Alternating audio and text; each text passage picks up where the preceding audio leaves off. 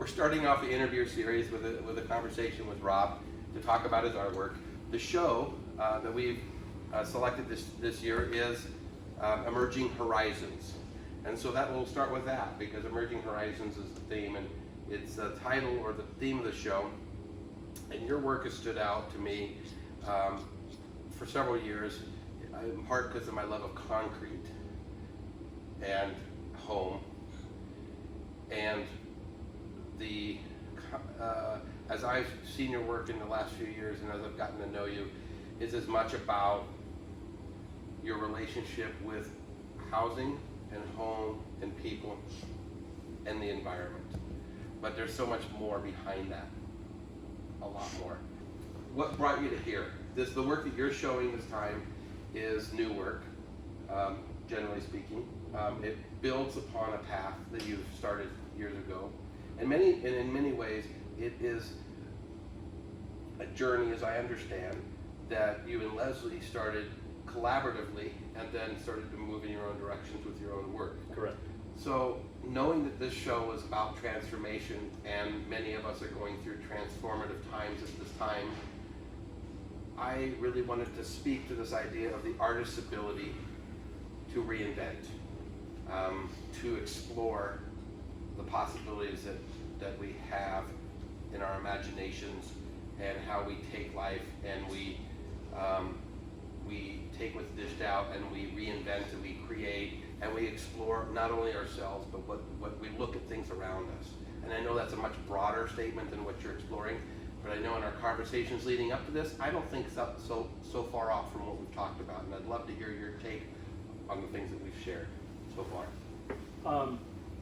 It's pretty interesting, the word horizon, that no one ever brings that up with my work, but if you look through my body of work for the past maybe 10 years, I think our horizon line, like the piece in the other room, is pretty prominent, and it was always there, and I never really, it wasn't necessarily intentional, and I didn't question why it was there. It's pretty much a linear line somewhere around the center of most of my pieces, and I often wonder how much that has to do with the ocean, because I've lived on the ocean for about half of my life, and now that I'm living so far away from the ocean, that's coming back in my work a lot more lately. Getting away from the architectural aspect of it, because when you live by the ocean, the horizon is so prominent, but it also is in the plains too. And this is the first time I've ever lived in the plains, and obviously the horizon's there all the time. But when you live in the mountains, it's not, it's obscured. But you talk about the horizon, but you and I were sharing about, even right now in COVID, how you're rethinking your own work and how it's evolved from something architectural and something that might have been very well crafted, and now you're allowing materiality and kind of the nature of the material to come out even more. That's evolving. But, well, with the COVID thing, I've never had the opportunity before. I mean, as art show artists, we're always running, and I'm locked in my studio, and I have been for months now, and I've not had that opportunity in 27 years I've been doing this, and so sure, things are changing, and I imagine anybody you talk to is going to say the same thing. It used to be I would get home from doing 2 or 3 shows, and I'd spend 4 or 5 days in my shop, and it would almost just be rote. I need to get this done for this next 2 or 3 shows coming up, and I would spend 15-hour days, and it's just, excuse the term, but cranking work out, you know, and knowing what works. But now I'm having, with all this time, I have the opportunity to explore different realms and things I've had on the burner for a long time. But as far as the road, we get asked all the time, what do you guys do when you're driving? Do you listen to books on tape? Do you listen to music? Podcasts? And for the most part, no. Both of us do what you said. We just think and absorb it and see what's out there.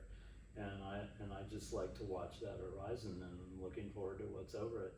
And I think that's one of the things I miss the most about this, you know? I mean, of course, the camaraderie, and there's a lot of things, but I really do miss the driving, and that's such a huge part of it. It's actually a bigger part of it. We almost spend more time driving than we do doing shows, so. I could see that. But it's a lot of time behind the wheel, so a lot of time to contemplate. And then contemplate what you're going to do when you do get back in the shop. So as artists, we're good at the creative. In fact, I think as we, in the context of COVID, which was not where this show started, interestingly, the genesis of the show started before we all moved into this pandemic. But as Stephen and I were talking, and as you and I have conversed about, the backdrop to this show is fascinating because people do have time on their hands, whether that's learning and extending that compassion or that time to their family, or whether they're, how are they using that time and that stress, or not stressed in some cases. What recommendation might you have to those listening to use this time, and how do you encourage, or how could you encourage people to find that creative voice, the unknown? You have to be able to think on your feet. You don't have somebody telling you what to do. Mm-hmm. You don't have somebody looking over your shoulder as an artist saying, no, that's not a good idea, you should go in this direction. If you do, you're really fortunate, it might be a partner. Mm-hmm. But I think we're all really good at reinventing the wheel. But as far as struggle, I know all of us are struggling right now. I mean, we're basically unemployed. But then on the other side of that, I'm amazed at hearing how many of my peers are holding their own and doing okay. You know, and there's just this massive effort of online art galleries and getting your work out there, and some people are excelling at it, and some people thought, well, that's not for me. And I 2 months ago, I thought, I don't sell much work online. My work is very textural. People like to see my work and feel it, and they don't, because it's such a unique medium, Mm-hmm. they don't understand it, and I think they need to see it.